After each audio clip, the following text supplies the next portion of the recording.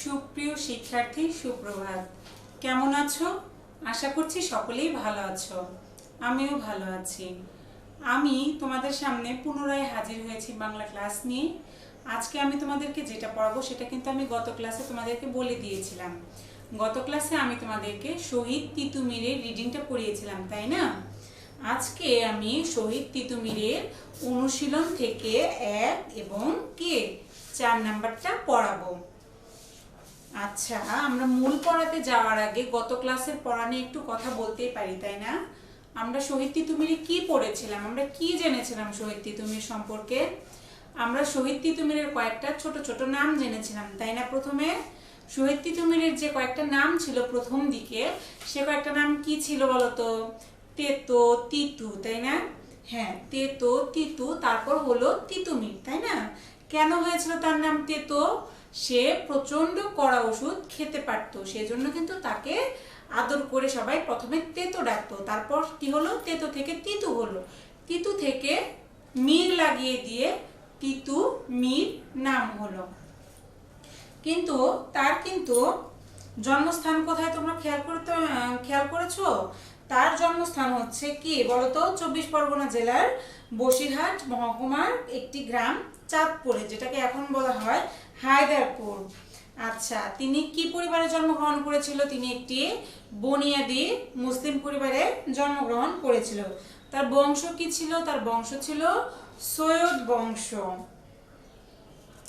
আচ্ছা, আমরা কি এটা মনে রাখতে পেরেছি যে তিতুমিরের প্রকৃত নাম কি? তিতুমিরের প্রকৃত নাম ছিল সৈয়দ মীর নিসার আলী। তিতুমিরের প্রকৃত নাম কি ছিল? সৈয়দ মীর নিসার আলী। দেখো, যখন তিতুমির এই দেশে জন্মগ্রহণ করেছিল তখন কি আমাদের দেশ স্বাধীন ছিল? না, তখন আমাদের দেশ স্বাধীন ছিল না। আমাদের দেশে তখন ব্রিটিশদের কি শাসন চলতো। আমাদের দেশ ভারতবর্ষ তখন এই দেশগুলোতে একত্র ছিল। এই দেশগুলোতে কি হতো? ব্রিটিশদের শাসত্ব ছিল, তাদের শাসন ছিল, তাদের আওতাভুক্ত ছিল আমাদের এই দেশ। তারা কি করতো? আমাদেরকে অত্যাচার করতো। আচ্ছা, সেইকালে ওখানে কি শেখা হতো? সেইকালে তিতুমিরদের গ্রামে কি শেখানো হতো বলতো? ডন কুস্তি, শারীরিক ব্যায়াম, তাই না? আর এগুলো তিতুমির শিখেছিল। শারীরিক কুস্তি, ডন কুস্তি, ব্যায়াম, লাঠি খেলা, তারপর ওসি চালানো, তীর চালানো, এগুলো তিতুমির শিখেছিল। শিখে কি হয়েছিল? সে একটা নামি দামি পালোয়ান হিসেবে খ্যাত হয়েছিল। তারপর তিনি সফরে বের হলেন, মানুষের দুঃখ কষ্ট দেখলেন, মানুষকে স্বাধীন করার চিন্তা ভাবনা তিনি মনে মনে ভাবলেন। 1822 সালে তিতুমিরের বয়স কত ছিল বলতো? 1822 সালে তিতুমিরের বয়স ছিল 40 বছর। তিনি হজ পালন করতে কোথায় গিয়েছিল? তিনি মক্কায় গিয়েছিল, তাই না? আচ্ছা, দেখো তারপর কি পড়েছিলাম আমরা? তিনি নীলকরদের রুখতে নিজেদেরকে সংগঠিত করেছিল, তাই না? নিজেদের একটা দল বানিয়েছিল যাতে তিনি নীলকরদের রুখতে পারে, জমিদারদের বিরুদ্ধে রুখে দাঁড়াতে পারে, সাধারণ মানুষদেরকে বাঁচাতে পারে। ব্রিটিশ বিরোধী আন্দোলনে অন্যতম ব্যক্তিত্ব তিনি ছিলেন, তাই না? অন্যতম নেতৃত্ব তার ছিল।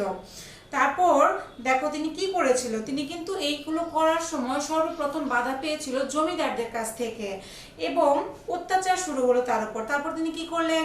নিজেদের গ্রাম ছেড়ে বারাসাতে নারকেল বাড়িয়ায় তিনি কি করলো? চলে গেল। কোথায় গেল? বারাসাতে নারিকেল বাড়িয়াতে তিনি চলে গিয়েছিল। নারিকেল বাড়িয়ার লোকজন তাকে সাদরে গ্রহণও করেছিল। এটাই কিন্তু নারিকেল বাড়িয়ার বাঁশের কেল্লা, তাই না? তিনি যে বারাসাত নারিকেল বাড়িয়ায় চলে গিয়েছিল, ওখানেই কিন্তু নারিকেল বাড়িয়ার বাঁশের কেল্লা নির্মাণ হয়েছিল, তাই না? এটা কে করেছিল? এটা কিন্তু আমাদের শহীদ তিতুমির করেছিল। দেখো, তিনি কিন্তু ইংরেজদের বিরুদ্ধে রুখে দাঁড়াবে বলে এই কেল্লা তৈরি করার পর কিন্তু তিনি 4-5 হাজার সৈন্য তৈরি করেছিল। তার আয়ত্তে 4-5 হাজার সৈন্যদল ছিল। তারপর সৈন্য সংখ্যা ছিল। তারপর 24 পরগনা, নদিয়া, ফরিদপুর জেলাতে কি করেছিল? তিনি তার দখলে নিয়ে এসেছিল। তিনি কিন্তু নীলকুঠি দখল করেছিল, তাই না? তার বিরুদ্ধে যখন ইংরেজরা আক্রমণ করতো, ম্যাজিস্ট্রেট আলেকজান্ডার এরা যখন করতো, তাকে দমন করার জন্য আসতো, তার কাছে কিন্তু তারা সবাই পরাজিত হয়েছিল। তিতুমির পরাজিত হয়েছিল কার কাছে বলতো? তিতুমির কিন্তু আলেকজান্ডার পরই আলেকজান্ডার তার সিপাহী বাহিনী নিয়ে পরাস্ত হয়েছিল তিতুমিরের কাছে। কে হয়েছিল? আলেকজান্ডার তার বাহিনী নিয়ে পরাস্ত হয়েছিল তিতুমিরের কাছে। তিতুমির কয়েকটি নীলকুঠি দখল করেছিল, তাই না? 1831 সালের 19শে নভেম্বর। তাহলে আমি তোমাদেরকে প্রশ্ন করতেই পারি যে শিক্ষার্থী বলো তো 1831 সালের 19শে নভেম্বর তিনি কি করেছিল? বেশ কয়েকটি নীলকুঠি দখল করেছিল। আবার শূন্যস্থানটা এরকম করেও আসতে পারে যে তিনি কত সালের কত তারিখে বেশ কয়েকটি নীলকুঠি দখল করেছিল। তখন তোমরা কি লিখবে? 1831 সালের 19শে নভেম্বর। দেখো লর্ড উইলিয়াম বেন্টিং কিন্তু তখন ভারতবর্ষের গভর্নর জেনারেল ছিলেন। তিতুমিরকে শায়েস্তা করার জন্য তিনি বিরাট এক সেনাবাহিনী এবং গোলন্দাজ পাঠিয়েছিল, তাই না? এর নেতৃত্বে দেওয়া হয়েছিল কাকে? কর্নেল স্টুয়ার্টকে। কিন্তু দুঃখের বিষয় ছিল যে কর্নেল স্টুয়ার্টের কি ছিল? অনেক সেনাবাহিনী ছিল, গোলন্দাজ ছিল, গোলা বারুদ বন্দুক এগুলো সবই ছিল, কিন্তু তিতুমিরের কাছে ছিল মোটে 4-5 হাজার সৈন্য, যাদের কাছে অস্ত্র শস্ত্র কিছুই ছিল না, ছিল শুধু অসীম সাহস, বুক ভর্তি সাহস, শক্তি, তেজ, দুর্বার উদ্যম। এগুলো দ্বারাই কিন্তু তিতুমিররা এতদিন পর্যন্ত সবার কাছে জয়ী হয়ে এসেছিল। কিন্তু দুঃখের বিষয় যে তিনি কি করেছিল? কর্নেল স্টুয়ার্টের কাছে পরাজিত হয়েছিল এবং সেখানে তিনি নিহতও হয়েছে। তার অনেক সেনাবাহিনীর সদস্যরা সেখানে অকাতরে মরে পড়েছিল প্রচন্ড যুদ্ধ হওয়ার পরে। তিতুমিরের 250 জন সৈন্যকে ইংরেজরা কিন্তু বন্দী করেছিল তখন। কারো হলো কারাদণ্ড, কারো হলো ফাঁসি। এভাবেই শেষ হলো যুদ্ধ। কিন্তু এই যুদ্ধে বীর নায়ক তিতুমির অমর হয়ে রইলেন। ভারতবর্ষের স্বাধীনতার জন্য যুদ্ধ করেছিলেন ইংরেজদের বিরুদ্ধে। ইংরেজদের বিরুদ্ধে স্বাধীনতার যুদ্ধে বীর হলেন বাংলার প্রথম শহীদ। আচ্ছা, আমি যদি তোমাদেরকে বলি শিক্ষার্থী বলো তো ইংরেজদের বিরুদ্ধে প্রথম বীর শহীদ কে ছিলেন? তোমরা কি বলবে? শহীদ তিতুমির, তাই না? তাহলে দেখো আমাদের দেশকে স্বাধীন করার জন্য কত বীর কতভাবে কি করেছে? যুদ্ধ করেছে, নিজেদের জীবনকে বিলীন করে দিয়েছে। তাদেরই অন্যতম এবং প্রধান হচ্ছে বা সর্বপ্রথম হচ্ছে শহীদ তিতুমির, যার প্রকৃত নাম কি ছিল? সৈয়দ মীর নিসার আলী। আচ্ছা দেখো, আমরা তো গত ক্লাসে রিডিং পড়েছিলাম, আজকে আমরা কি করলাম? অল্প কিছু সময়ের জন্য সেই রিডিংটার মূল কথাটা আমরা ঝালিয়ে নিলাম, তাই না? আমরা আরেকবার জেনে নিলাম। তোমাদের কিন্তু এই রিডিং এর কি সারমর্মটা বুঝতে হবে, জানতে হবে, তাহলেই তোমরা কিন্তু ছোট ছোট প্রশ্ন বলো, বড় প্রশ্ন বলো, শূন্যস্থান, শব্দার্থ সবই জানতে পারবে, তাই না? তাহলে দেখো আজকে যেহেতু আমরা রিডিংটা পুরোটাই পড়লাম এবং মূল ভাবটাও সম্পূর্ণ জেনে নিলাম, আজকে আমরা পড়বো এখন কি? এখন আমরা পড়বো 1 এবং 4 নাম্বার। কয় নাম্বার? 1 এবং 4 নাম্বার। দেখো 1-এ আছে শব্দের অর্থ মানে শব্দার্থ, 4-এ কি আছে? কিছু শব্দ দিয়ে কি বাক্য গঠন আছে। দেখো প্রথমে আমরা শব্দার্থ পড়ব। জেদি। জেদি দিয়ে কি আছে? দেখো এক গুয়ে। আমাদের কি সৈয়দ মীর নিসার আলী কিন্তু জেদি ছিল, তাই না? আমরা বই কিন্তু এটার উল্লেখ পেয়েছি। তাহলে সেই জেদিটার অর্থ কি? সেই জেদি অর্থ হচ্ছে এক গুয়ে। গুয়ে বানানে দেখো চন্দ্রবিন্দু আছে। পরাধীন। দেখো পরাধীন অর্থ কি? পরাধীন অর্থ হচ্ছে স্বাধীন নয়। আমি প্রথমেই বলেছি যে শিক্ষার্থী তিতুমিরের কাহিনী যখন বলা হচ্ছে তখনকার সময়ে কিন্তু আমাদের এই বাংলাদেশ বা সম্পূর্ণ ভারতবর্ষ মিলে যে রাজ্যটা ছিল তখন কিন্তু সে কি রাজ্যটা পরাধীন ছিল। তখন ব্রিটিশদের শাসন ছিল। তখন কি ছিল? আমরা এরকম স্বাধীন ছিলাম না। এখন যেমন আমরা স্বাধীন দেশে বসবাস করি সেরকম কিন্তু আমরা স্বাধীন ছিলাম না। সেটাকেই বলেছে পরাধীন। পরাধীন অর্থ কি? পরাধীন অর্থ স্বাধীন নয়। তারপর কি আছে দেখো দাপটে। দাপটে অর্থ কি শিক্ষার্থী? দাপটে অর্থ হচ্ছে প্রবল প্রতাপের সঙ্গে। প্রবল প্রতাপের সঙ্গে মানে যার অনেক সাহস আছে, তেজ আছে, যার চাল চলনটাই কি অনেক শক্তিশালী, ঝাঁঝালো, এমন কিছুকে বলা হয় দাপটে। দাপটে কি? প্রবল প্রতাপের সঙ্গে। প্রবল প্রতাপের সঙ্গে। ডন কুস্তি। ডন কুস্তি অর্থ দেখো বুক ডন দিয়ে শরীর চর্চা ও শারীরিক শক্তির পরীক্ষা। আমরা কি গল্পে পড়েছি যে তিতুমির ডন কুস্তি শিখতো, তাই না? সেই ডন কুস্তি অর্থটা আমরা এখন জানবো। দেখো, বুক ডন দিয়ে শরীর চর্চা। আমরা অনেকেই বাড়িতে যখন ব্যায়াম করি বা শরীর চর্চা করি তখন আমরা কি বুক ডন দিই, তাই না? বা আমরা অনেক জায়গাতে বুক ডন দেওয়াটা দেখেওছি। সেই বুক ডনের কথাই কিন্তু এখানে বলা হয়েছে। এই বুক ডন দিয়ে যে শরীর চর্চা ও শারীরিক শক্তির পরীক্ষা, সেটাকেই কিন্তু ডন কুস্তি বলা হয়। তাহলে ডন কুস্তি কাকে বলা হয়? বুক ডন দিয়ে শরীর চর্চা ও শারীরিক শক্তির পরীক্ষা। দেখো তারপর অসি চালনা। অসি চালনা কি? আমি প্রথম দিন বলেছিলাম যে অসি অর্থ কি? তলোয়ার। তলোয়ার দিয়ে যে যুদ্ধ করা হয় সেটা হচ্ছে অসি যুদ্ধ, এবং তলোয়ার চালানোর শিখাটাই হচ্ছে অসি চালনা। দেখো, অসি চালনা অর্থ কি? তলোয়ার নিয়ে যুদ্ধ করার বিদ্যা।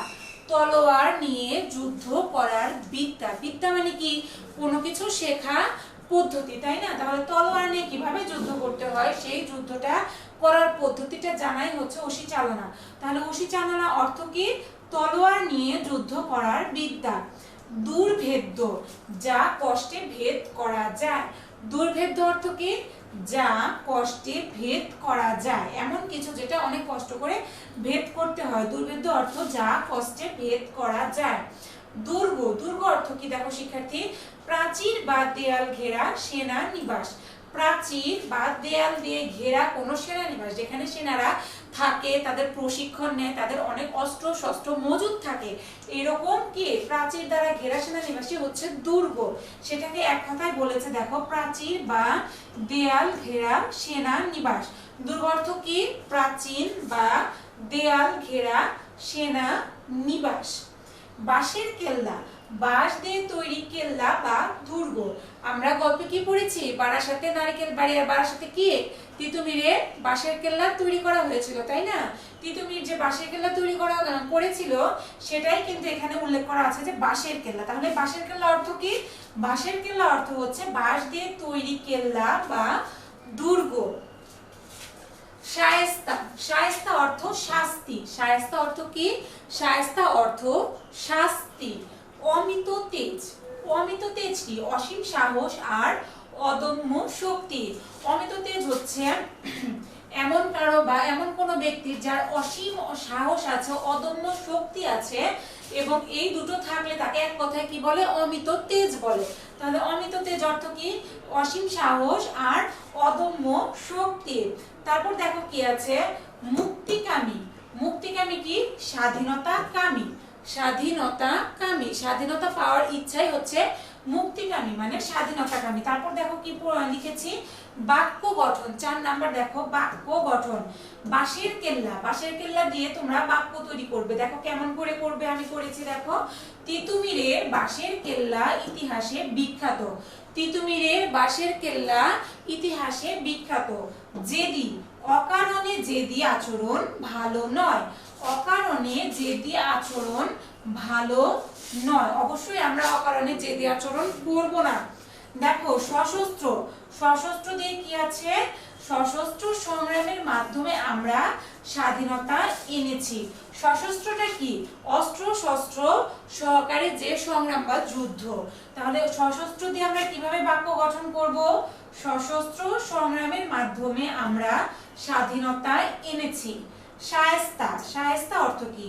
অন্যায়কারীদের শায়েস্তা করতে হবে। অন্যায়কারীদের শায়েস্তা করতে হবে। কি লিখেছি? অন্যায়কারীদের শায়েস্তা করতে হবে। প্রিয় পাত্র। ভালো কাজ করলে অন্যের প্রিয় পাত্র হওয়া যায়। ভালো কাজ করলে অন্যের প্রিয় পাত্র হওয়া যায়। আমরা যখন ভালো কাজ করব তখন কি আমাদের প্রশংসা করবে সবাই, তখন আমরা তাদের কাছে ভালো পাত্র বা প্রিয় পাত্র হয়ে উঠবো, তাই না?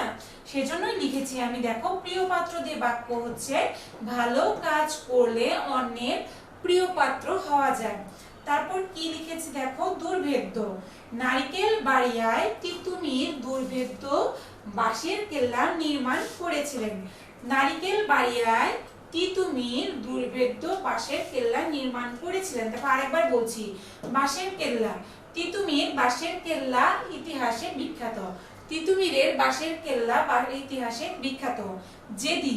অকারণে জেদি আচরণ ভালো নয়। সশস্ত্র, সশস্ত্র সংগ্রামের মাধ্যমে আমরা স্বাধীনতা এনেছি। শায়েস্তা, অন্যায়কারীদের শায়েস্তা করতে হবে। প্রিয়পাত্র, ভালো কাজ করলে অন্যের প্রিয়পাত্র হওয়া যায়। দুর্ভেদ্য, নারকেল বাড়িয়ায় তিতুমিরের দুর্ভেদ্য বাঁশের কেল্লা নির্মাণ করেছিলেন। নারকেল বাড়িয়ায় তিতুমির দুর্ভেদ্য বাঁশের কেল্লা নির্মাণ করেছিলেন। শিক্ষার্থী, আমি তোমাদেরকে আজকে শহীদ তিতুমিরের অনুশীলনের 1 এবং 4 নং করিয়েছি। পরবর্তী ক্লাসে আমি বাদ বাকি অনুশীলনগুলো তোমাদেরকে করিয়ে এই অধ্যায়টা শেষ দেওয়ার চেষ্টা করব। ততক্ষণ পর্যন্ত সকলেই সুস্থ থাকো, সুন্দর থাকো, ভালো থাকো।